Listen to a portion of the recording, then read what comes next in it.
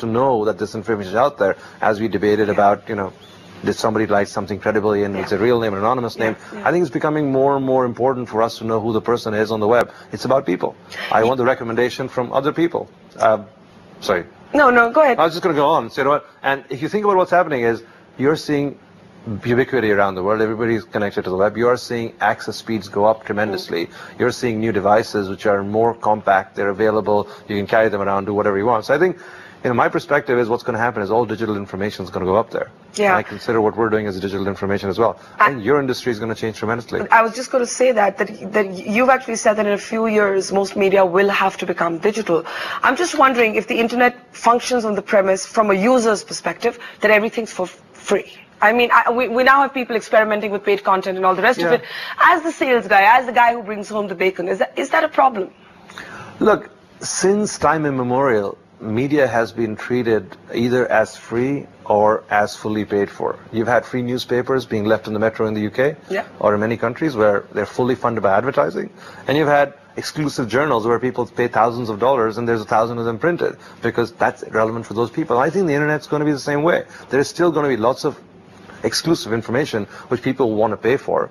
Then you have a choice. If you make it more broad-based, then you can fund it with advertising. If you restrict access to it, you're going to have to charge for subscription. And every model is being tried out there, right? If you look at many newspapers in the West, they have a subscription model now where they used to be purely for free. So I think the internet is going to take on its own form and it's going to mirror what we do today. The only difference is it provides a phenomenally larger audience. Doesn't China break all the assumptions though? Because, everybody says the internet demolishes borders. There's no point censoring anything as long as the net exists. China gets around that. I think it's about information. So we're back to where we started. I think it's about information and people's access to information. And I think information is like water. It will find its own level in every country around the world. How do you think the world should deal with China? Because on one level you have a superpower. You can't ignore it. You've got to engage with it. On the other level, it defies so many, in an information age, and in an age where it's becoming really difficult to control information, it still manages to control information. I don't know. Look, I'm going to give you two answers. One is, we talked about India a lot. We talk about the West. We talk about the US. We talk about China. Everybody comes with their own rules and the way they want to run their country. And we all take it as acceptable. When you live in India, you accept the way we run this country. I'm sure the people in China accept the way the country is run. I'm sure the people in the US accept the way the country is run. So you have to give in to the individuality of the countries. As it relates to how they deal with information, how we deal with information, how the West deals with information, yes, would we like more liberal information access policies? Yes, we would like more liberal information access policies, because that's what we all like in a democracy. That's all all of us like in society. They have a certain way of going about it. That's their choice. And you have to respect the choice if you want to work in that country. Do you see the Indian political establishment getting more comfortable with social media since Shashi Tharoor lost his job over Twitter? See, it's interesting how you're trying to concatenate different things. I think I'm not. Generally politicians... After Shashi, a lot of people became very nervous at first about what they might say. But now I'm finding that a lot of the younger people, and well, not so young also, or, just all kinds, are on there. Well, any technological innovation goes through its phases, right? First it's the early adopters, people who are into it, and then eventually, their parents get into it, then the 30 to 40-year-olds get into it, then eventually the grandparents have to get into it, because that's the only way they can relate to a generation, 2 generations, 3 generations down. So that trend is going to follow in every part of society. I think there is no getting away from social activism or social involvement using technology. Now, you can call that Twitter, you can call that Facebook, you can call that YouTube, you can call that Google, but you saw this happen in the Arab world. You're going to see it happen in every part of the world. There is no reason that somebody has to go to the polls once every 5 years and say, now I represent the views of 1 million people or 5 million people in my constituency, and go there and say, that's what my people want me to do for the next 5 years. Guess what? You can have a Facebook page, a Google Plus page, and ask the question in the morning, and by the evening, 2 million of your 5 million people will tell you what they think. Absolutely. You know what? You may suddenly find out your constituency has a very different view of life than you have. Then you have to go represent them. No dispute with that. The people who represent their constituencies are going to stay in power. It's a super way of getting feedback, information, all the rest of it. But what about those evenings when 2 people are sitting in a room and they're both looking at their Blackberries, their iPhones, whatever? Take your pick, their Androids. They're not looking at each other, they're not talking to each other, they're texting, they have, CRI. We're back to the negative aspects of the internet technology, right? But these are Come on, I mean, aren't these real questions? Aren't these real questions? Isn't it changing how we relate to people?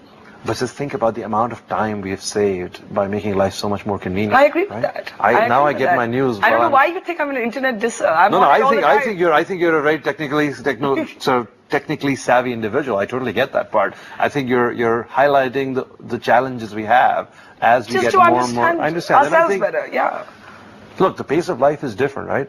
The fact that you have airplanes, you can get from one place to the other, you make it trivial to travel. The fact that you have email, now suddenly instead of waiting for a letter written back to you after a week, you expect a response in the next 24 hours. So yes, our pace of life is increasing. I think with it comes a bunch of convenience. Beyond that is personal hygiene and personal morals, right? In terms of, if I'm sitting with you, I'd much rather talk to you than look at my BlackBerry. That's good to know. Perhaps you've got to make sure. Where are your phones right now? My phones are far away from me right now. They're not here. But yes, I do have that problem sometimes. But you got to be careful. The person sitting across from you may not want to talk to you. Okay, it's like the airport test, basically. Exactly. It's like the airport test. You have to be so interesting that I have no desire to stare at my BlackBerry. That is fair. I think those are good standards to meet. Let me ask you in the end, how easy or tough is it to do business in our country? Look, every country has its own nuances in the way you get business done. There are other countries where it's much more difficult to get business done than India. Actually, there is a reasonably positive attitude towards doing business over here. The country is going gangbusters in terms of the adoption of the internet, people wanting to be net savvy, very, very technologically savvy country. The demographics are right. I think there are more young people in India than anywhere else in the world. So everything's in the right direction. I think the phases of technology that we've seen in the West are going to hit this country faster. I think you'll see a lot of innovation. I think you'll see a lot of interesting ways of utilizing technology given the resource constraints. All the way from your drivers giving you missed calls because that's the best way for them to communicate, or people optimizing, through internet cafes and finding ways of getting stuff done. So we are going to see adoption of technology in this country at a very rapid pace. And as I said, my one plea is that we all collectively do something about the infrastructure. Yeah, I have no disagreements there. And how do you also come back for the lassi? You were telling us before we started this interview about this fabulous Pehelwan ki lassi in Banaras. As one gets older, you got to watch your calories, right? But what's this lassi story? Oh, no, I went back to Banaras at the end of last year. I went back for a BHU function, and I was just reminiscing that as we drive out of the university, there is this corner where this gentleman, or his name was Pehelwan. There's no other way to call it. It's like Pehelwan gentleman. I can't call him a bodybuilder, but that was his name. And he had a lassi store.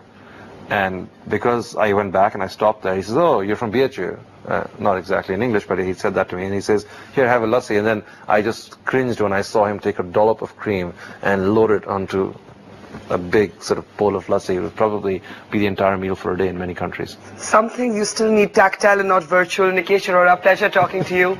And that's it on the buck stops here. On the other side, the rest of the day's news.